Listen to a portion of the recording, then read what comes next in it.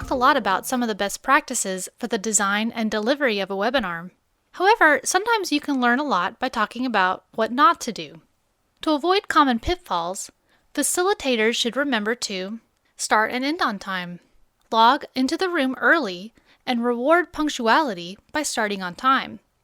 Waiting for others only gives those who arrived on time the opportunity to become distracted.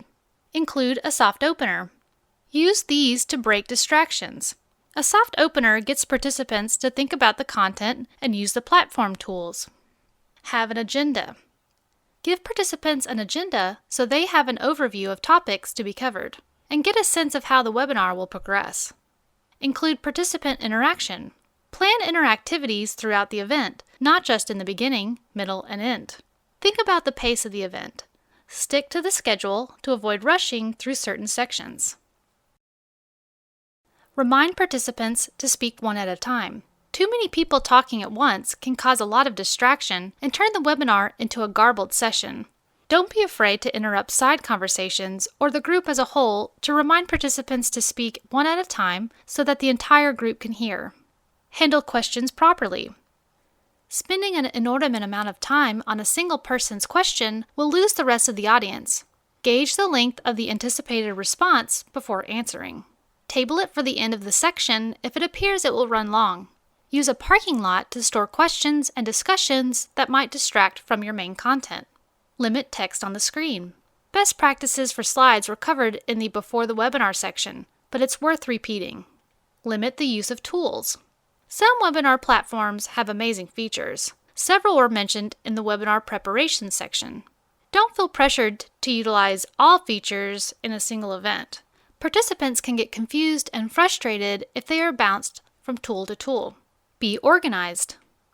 This can lead to erosion of confidence and loss of credibility.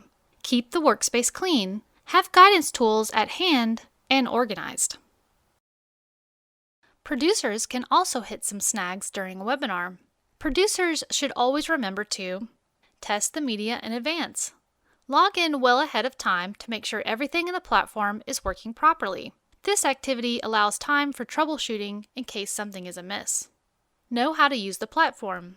All platforms are somewhat similar, but they are all somewhat different as well. The producer may operate Adobe Connect effectively, but less comfortable with Skype. He or she may need a practice session so as not to fumble the launch of the webinar. Technical glitches put the technology, not the content, on center stage. Remember to record. This oversight happens frequently. The easiest way to avoid this mistake is to start recording before the participants arrive. Audio and video files can be edited to trim dead air, but only if they are recorded first. Stay focused. Ignoring text chat questions or requests for help make participants feel slighted. Eliminate distractions and pay close attention. Now, let's review what we have covered in this section.